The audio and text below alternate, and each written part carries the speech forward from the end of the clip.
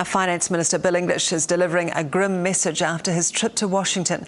He spoke with experts while there about the current economic situation and says the mood is dark with talks of another recession on its way. And because of that, English says the government's growth forecast will be revised down in May's budget. Joining me now is political editor Garner. Duncan, we'll get to the economy in just a tick, but first I just want to touch on the situation in Afghanistan and the tragic loss of another young soldier there. What will this mean politically, do you think, for Key?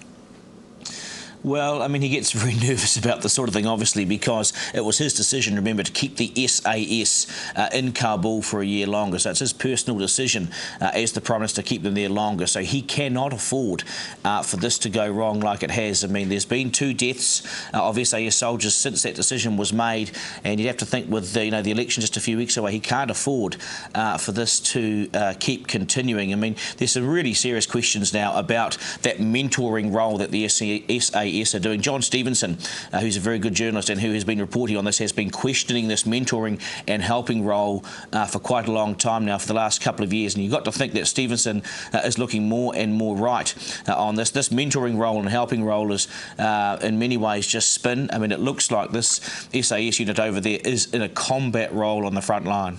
Yeah, I think their mentoring is certainly fighting alongside, isn't it? Let's just move to the economy now. Key's still pretty adamant that he'll generate 170,000 new jobs over the next 4 years. Is he really that optimistic about the economy?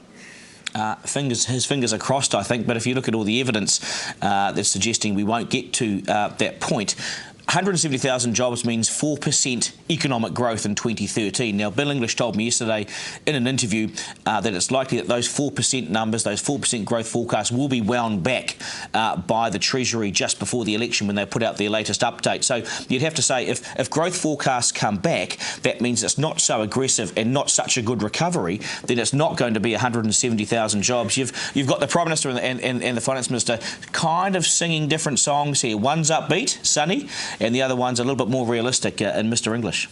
Why is he so optimistic, do you think, when economists in this country and overseas certainly would beg to differ with Key's opinion? Well, he's the Prime Minister and he's ambitious for New Zealand and he's hoping everyone will come with him, and he doesn't like to talk about negative things. I think Key actually has to come up with a way of dealing with bad news and negative news. I mean, it's not good out there. I mean, all the economists, you've spoken to one this week as well, and Garner down here, who works in a reasonably well-respected agency down here, says the economy is littered with uncertainty. You just don't quite get that from Key. So I think we'll put it down to the fact there is an election in 6 weeks' time. Or do you think he's nervous because of that? Do you think he feels that he has to remain optimistic about everything because the election's bearing down on him?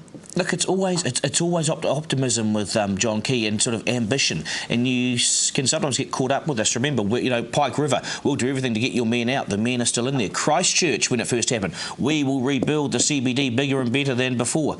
Really? Because no one in Christchurch is seeing that. So, ambition's great, but you've also got to temper it with an outcome. And in a democracy, if you don't get the outcome, people also have a chance to say goodbye. So I still think the Prime Minister needs to be careful. He says something, people will hold you to that. Catching Australia by 2025. Really? Some of these big promises aren't starting to happen.